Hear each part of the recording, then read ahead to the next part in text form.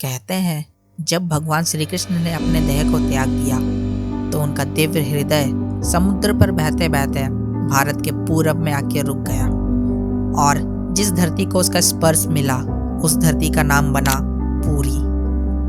और आज हम उसी पावन धरती की यात्रा पे निकल गए हैं। पुरी पहुंचते ही यहाँ की वाइब और वाइब्रेशन से पूरा माइंड शांत हो जाता है।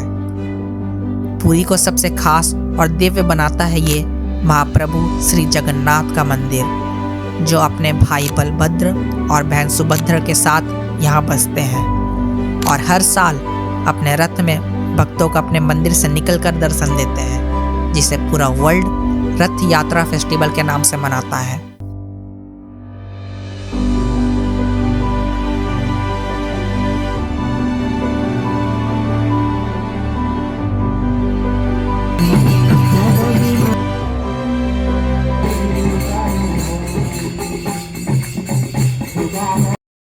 ये मंदिर कोई मिस्ट्री या मिरेकल से कम नहीं है। ये भारत के चारों धामों में से एक है।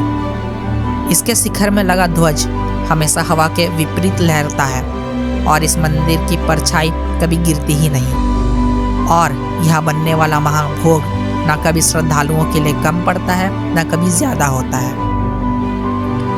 इतिहास में इस मंदिर ने कई सारे आक्रमणों को झेला, लेकिन फिर भी आज ये 800 सालों के बाद भी वैसा का वैसा खड़ा है।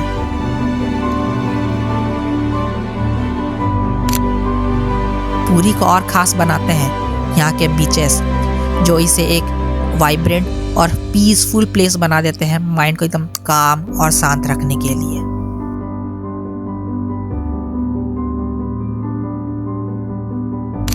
और बस इस स्पिरिचुअल जर्नी के बाद हम निकल पड़ते हैं कोणार्क।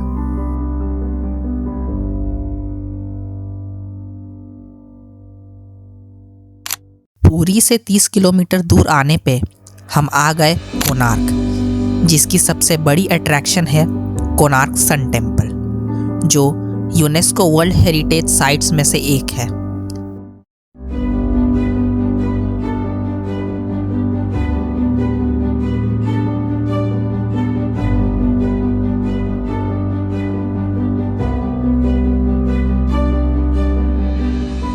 इसका आर्किटेक्चर एक लाइव एग्जाम्पल है कि हमारे एंसेस्टर्स कितने जीनियस और कितने अमेजिंग इंजीनियर्स थे। इस टेम्पल को एक सूर्य देव के रथ के फॉर्म में बनाया गया था, जिस पे 24 व्हील्स हैं और इसे 7 घोड़े खींचते हैं। इसके व्हील्स में 12 स्पोक्स हैं, जो एक्चुअल में सन से फॉर्म होने वाले शैडोज के हेल्प से रियल टाइम को बताते हैं।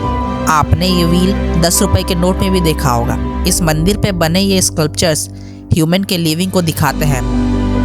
इस मंदिर के अंदर अब कोई मूर्ति नहीं है, बट माना जाता है यहाँ पहले सूर्यदेव की मूर्ति हुआ करती थी, जो हवा में फ्लोट करती थी, बिकॉज मंदिर के ऊपर और नीचे 2 पावरफुल मैग्नेट्स होते थे, जिस वजह से मूर्ति उनके बीच फ्लोट करती थी। और जब सनराइज होता था तब सन की किरणें सबसे पहले मंदिर के द्वार से होते हुए सूर्यदेव की मूर्ति पर पड़ते थे।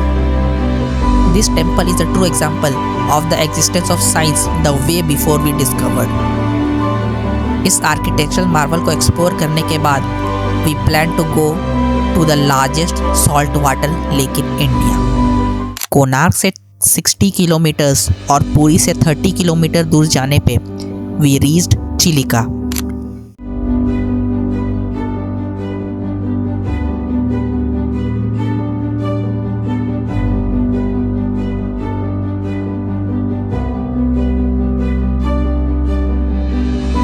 चिलिका लेक ये एक नेचुरल लगून है जो बे ऑफ बंगाल से सटा हुआ है, जिस वजह से इसका पानी सॉल्टी रहता है और इसीलिए ये लार्जेस्ट सॉल्ट वाटर लेक है इंडिया का। यहाँ आके ये बोट राइड्स बहुत ही अमेजिंग व्यू दिखाते हैं। इस लेक पे कई छोटे छोटे आइलैंड भी है एक्सप्लोर करने के लिए और यहाँ दिखने वाले डॉल्फिन्स व्यूज़ को और मस्त बना देते हैं।